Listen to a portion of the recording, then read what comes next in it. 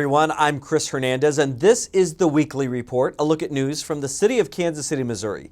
Congratulations to KC Streetcar. More than 200,000 riders have climbed aboard the streetcar in its first month of operation.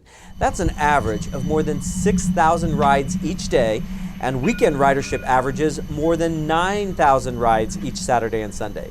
Be sure to join the crowd by taking a ride, as well as getting out along the way to explore downtown neighborhoods. It's free and convenient with late night hours on weekends. Bringing film and TV productions to shoot right here in Kansas City is not only a chance for a national audience to experience our great city, but it also adds dollars to our local economy. The Kansas City Film Plus Media Office has rolled out a new program to attract productions from around the country. When I talk about that program in the industry, all of a sudden, ears perk up, because incentives of any kind in the film world and television world are part of the reason why a place is chosen to film.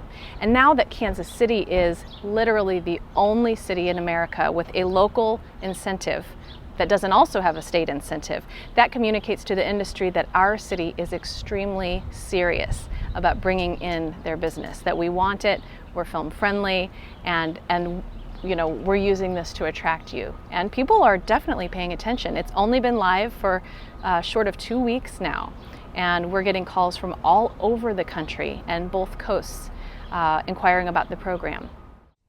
The city of Kansas City is working with other metro communities to examine fair housing challenges and to identify ways to reduce barriers and help residents meet their housing needs. Public meetings will be held throughout the summer. Each meeting will be held from 6 to 8 p.m. So join us June 20th at the Mary Kelly Center on East 51st Street or June 21st at Trinity United Methodist Church at 620 East Armour Boulevard. Another public meeting will be held on June 28th at the Northland Neighbors Office at 4420 Northeast Choteau Traffic Way, plus there will be public meetings in July.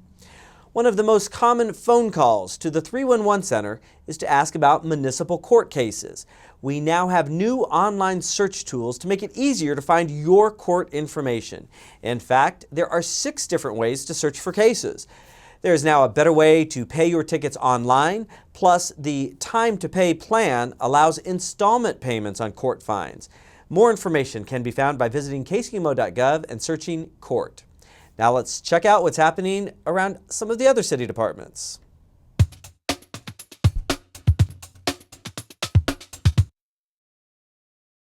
You look at maps, those blue squiggly lines. Want to see what an award-winning water quality education class looks like? Watch. If you look at the land inside this white line here, all of this land in here is a watershed because... That's Kate Delahunt. She and Laura Ish are the presenters of KC Water's Journey of Stormwater, KC to the Sea. It's a curriculum that introduces students to stormwater, runoff, and what happens to water after it washes down the drain. Most kids in the 4th through 6th grade still think water comes from the water factory. So tying our natural waterways into the drinking water that they drink every day puts them in as part of the process, and I love to see that. Every year they take this program into as many public and private Kansas City schools that will let them in the door. On this day, they have the attention of Mr. Flood's 6th grade class at St. Elizabeth's School. Do you know what that blue squiggly line is? Okay, it's a river, but which one is it? Missouri River. Excellent, the Missouri River. This isn't just classroom work. After all, how can you learn about water without water? Look how far the water has traveled. That's the point. Water doesn't stay put. It moves downhill and takes with it whatever is in the way. Notice that's happening. Going downhill. What else? Spreading. Every single time I go in and work with these kids, I always hear that wow factor. When the kids see water moving across impervious surfaces, carrying pollution right along with it, they never cease to be amazed. I learned about the water cycle a lot, that our water that we use goes all the way around the world to the next city and the next city. It's a great program to empower students to become active citizens in their community. It's real world application of math and science and English and communication skills. So this is important for our kids, and it can help teachers teach what they already need to teach. Oh my gosh, look at that. Thank you, Water Department, for doing this. I think it's an excellent program, and I hope other schools take part in this.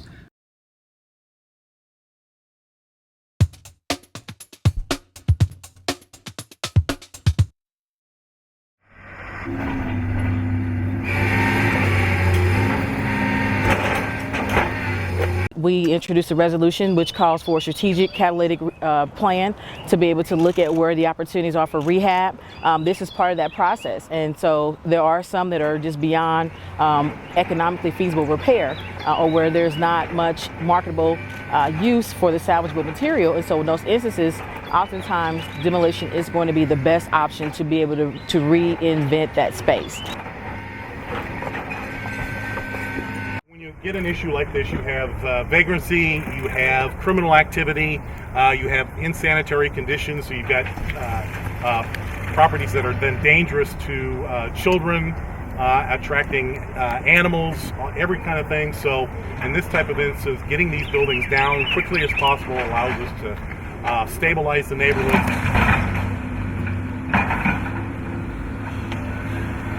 It's an opportunity for us to really demonstrate to the residents of Kansas City about our commitment to neighborhoods. This is the first step of revitalizing and removing and creating an environment where we have the ability to rebuild and also to repopulate the urban core. We think we eliminate the blight. What the city will do is then try to seek a developer to put something back into the site. The goal is to revitalize and repopulate this area to make it a more attractive environment for families. So this lot will be for sale, and for those who would be interested in a commercial space on Truce, this may be a really great opportunity. The city has already cleared the lot for you after today, and we welcome business owners, developers to come forward and inquire when the RFP comes available.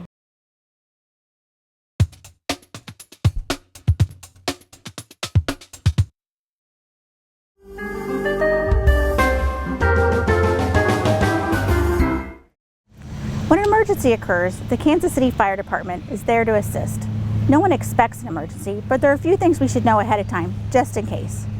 Chief Harris, how do I know when to call 911? Well, you should call 911 anytime you have a medical emergency or there is threat to property, such as any fire-related emergencies.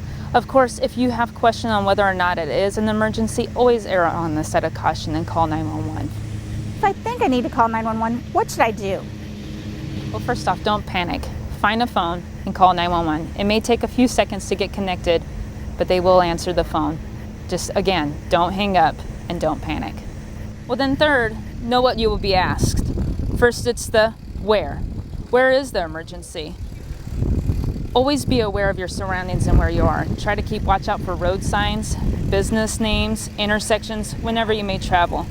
Give the dispatcher the address and be sure to know the phone number you are calling from. The dispatcher may need to call you back for more information. Then next, the why. Tell us exactly what happened and why. We're going to then ask you a set of questions about the patient, and that will give us a better understanding on what's going on and why. What else might happen? Next, after that, we'll give you a set of instructions to better help the patient.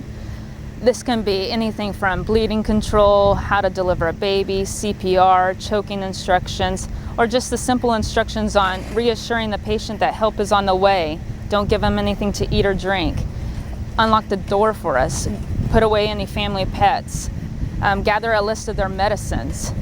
And that helps us assist the patient. Remember also to not hang up until the dispatcher tells you to. For more information about the Kansas City Fire Department, visit our website at kcmo.gov and search for KC Fire. For additional videos, visit our website at kcmo.gov and search for FYI KC.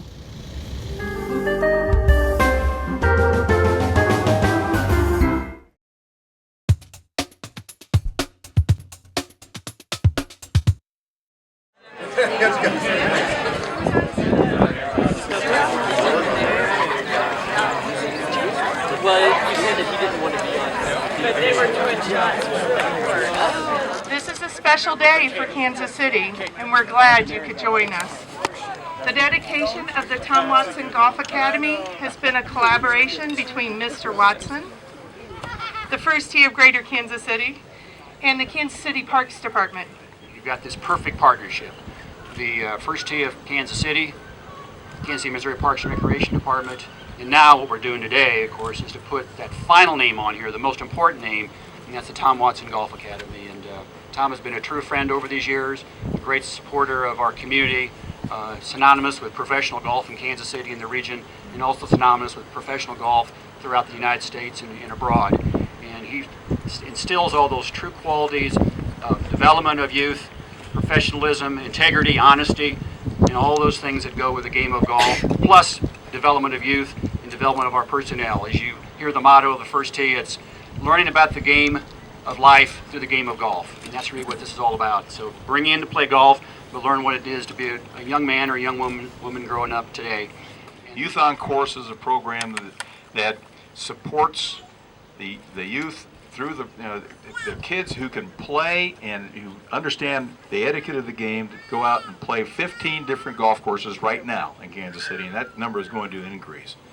For $5, Youth on Course, you can go play 15 different courses around town for $5. Now, you kind of have to learn how to play the game first. You have to learn how to keep up with the people in front of you. And you have to be, pretty good at how do you play the game. But you got to keep going, and you get on the golf courses and play for $5. And man, if I had that opportunity as a kid, that would have been just wonderful for me. Be able to go out and play different golf courses for $5. Back in those days, it'd probably been 50 cents. But $5 is I think that's affordable. Here's the golf ball. Now watch this really closely now. Okay. Here we go.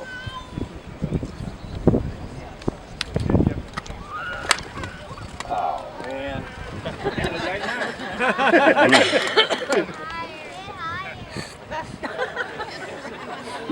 I didn't get it in the air. I got to get it in the air. Can you hit it higher? Okay, let me try it. Let me try it here. Try to get it. Okay, here we go. Just a second. No, come on.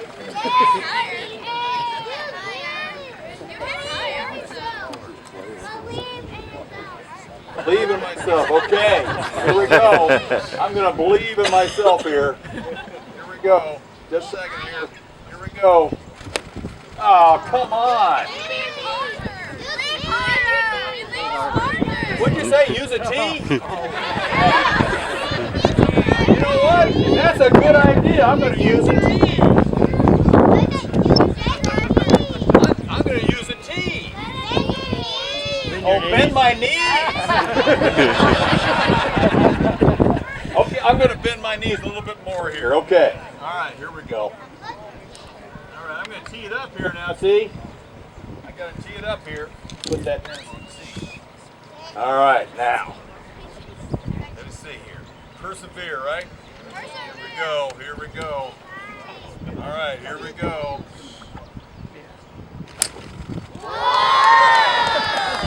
Wow, I bent my knees and I put it on a tee. Wow, that was fun.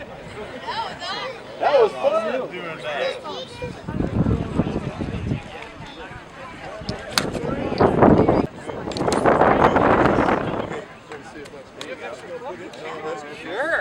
Sure. I got to put them for you.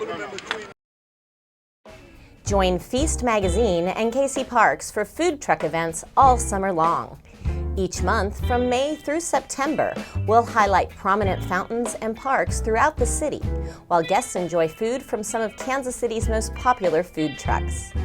A portion of the proceeds will go toward the City of Fountains Foundation to support our flowing treasures.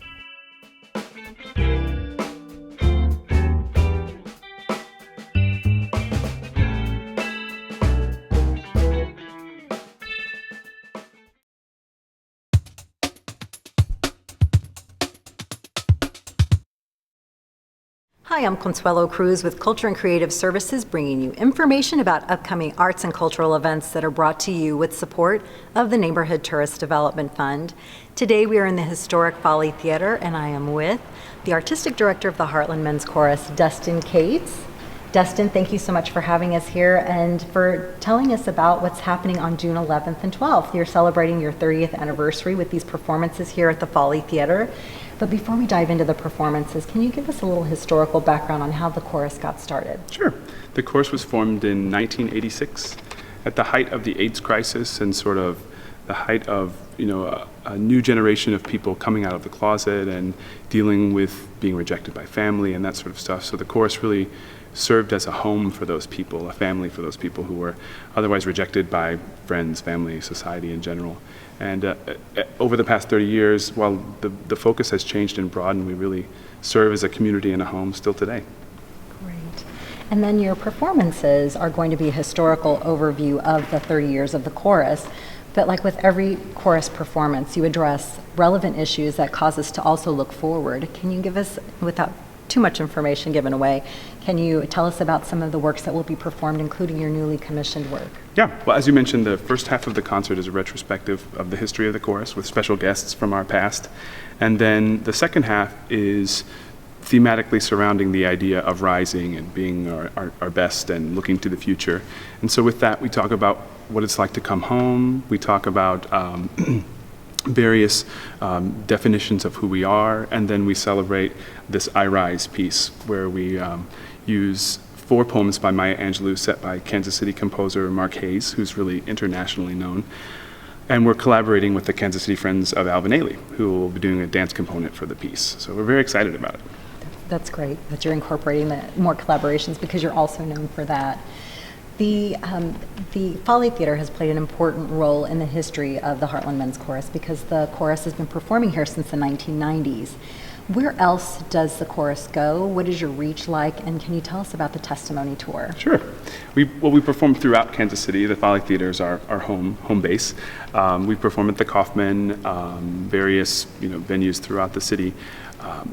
We also do, as you mentioned, lots of outreach performances. And so this past spring, we did the first leg of what we're calling our testimony tour. We did 2 performances in western Kansas, one in Salina and then one in Hayes. And then on our way to the Gala Choral Festival this July, on our way to Denver, we'll be doing the second leg of that tour and stopping at little small towns throughout Kansas. We like to say we're taking our voices where they may not be welcome. And your reach is so broad because you attract people from all over to the Folly, but you're also traveling to meet them, which is very important. That's right. We really believe that there are children and adults out there in western Kansas that need to hear the kind of affirming and uplifting message that we send. And so that was sort of the drive behind doing that testimony tour. Great. And how many members does the chorus have? We have about 200 members singing and non-singing. And are always welcoming more. And how would we go about finding out how to do that? The website is the best place to go first. There's a join the chorus link there, and then there's also a place to buy tickets. Great. And this is all volunteers, so you have 200 very passionate and very, very talented people that are volunteering for the chorus. So we're pretty fortunate to have a chorus like this in Kansas City.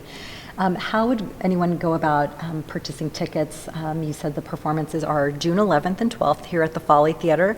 The website is www.hmckc.org, and the phone number is 816-931-3338. Thank you, Dustin, for having us here at the Folly Theater in downtown Kansas City, Missouri, and congratulations to the chorus on 30 years of the chorus here in Kansas City. Thank you. The Neighborhood Tourist Development Fund supports local nonprofits that bring cultural, social, educational, and recreational activities to our area.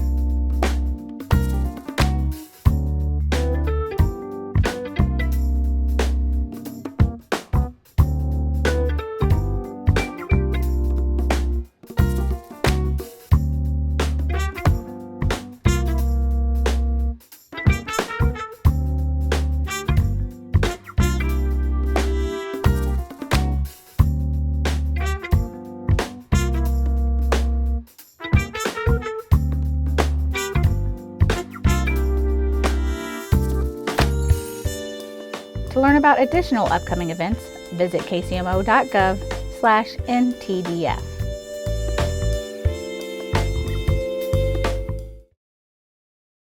Administrative regulations must be reviewed periodically to ensure they comply with current city code. The Finance Department invites tax professionals and business owners to comment on proposed administrative regulation updates to earnings tax collection. Please submit your comments in writing to the Commissioner of Revenue before September 1st, 2016. The Public Improvements Advisory Committee, or PIAC, has launched this summer's round of public meetings. These PIAC hearings allow residents to provide input on the upcoming capital budget, as well as to make a pitch for projects in their own neighborhoods.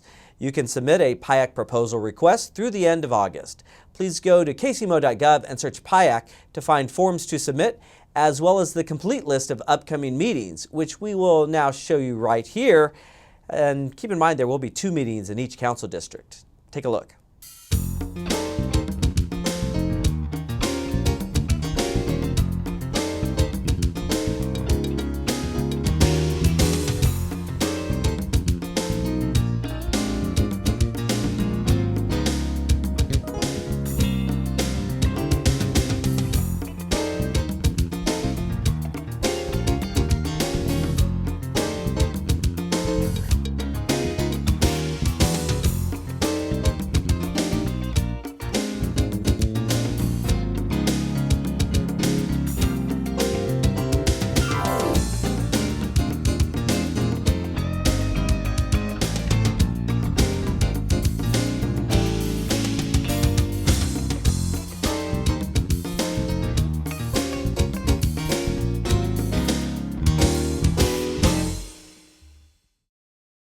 To view this program again or other Channel 2 videos, go to kcmo.gov and search Channel 2. That page has a link to our YouTube channel and all of our great programs for viewing on demand. That does it for this edition of the Weekly Report. I'm Chris Hernandez. Have a great week.